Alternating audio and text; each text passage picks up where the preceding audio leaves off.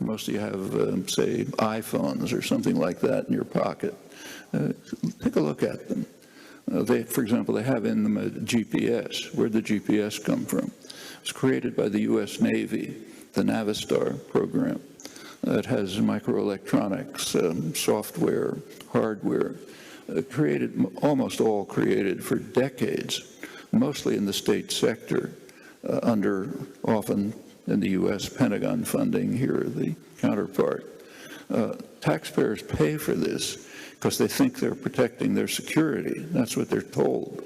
But in fact, the government doesn't care about your security. What it cares is about its own power and security for corporate power.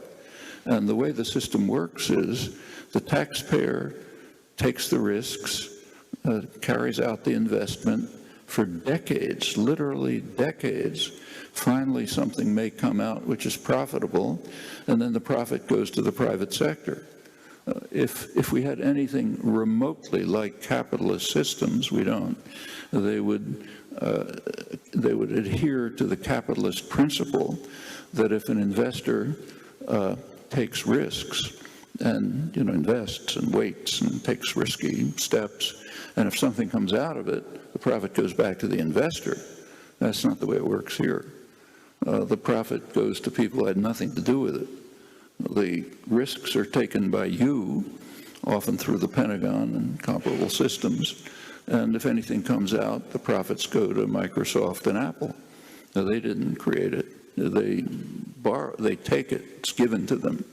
And it literally is decades. So computers were the computer market, personal computer market, became viable in 1977, I think it was. Apple was the first.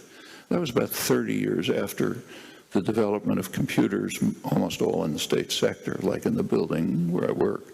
And it's if you buy pharmaceuticals, let's say, the research, the basic research and development is pretty much done in the state sector.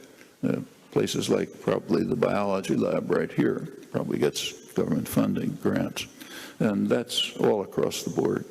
When you look back at these, I mentioned the Trans-Pacific Partnership. One part of that was leaked by WikiLeaks. It's secret except for the corporate lawyers and lobbyists. But one part was leaked. It was the part on intellectual property.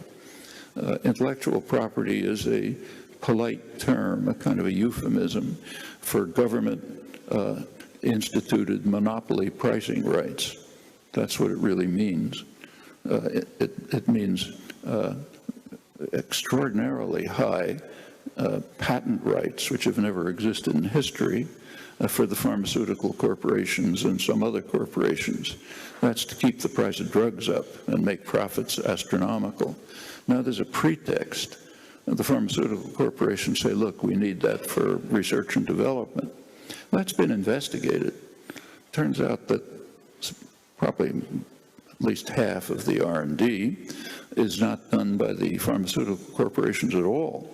It's done by the state sector and so on. And that's an underestimate, because if you take a close look, the part that's done by the pharmaceutical corporations is towards the marketing end, like, flip around a molecule to get a new drug. But the basic research, the hard, costly, risky research, that's done by people like you. You pay for it through your taxes. And the pharmaceutical corporations rip off the profit.